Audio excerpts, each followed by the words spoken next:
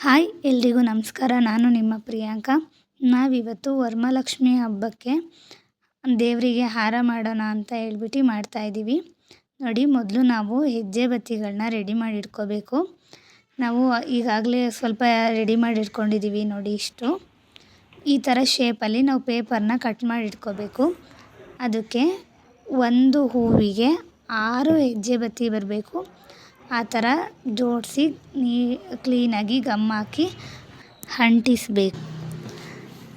ನೋಡಿ, ತೋರಿಸ್ತೀನಿ ಯಾವ ಥರ ಬರುತ್ತೆ. ನೋಡಿ, ಈ ಥರ ನೀಟಾಗಿ 6 ಬರಬೇಕು ಒಂದು ಹೂವಿಗೆ.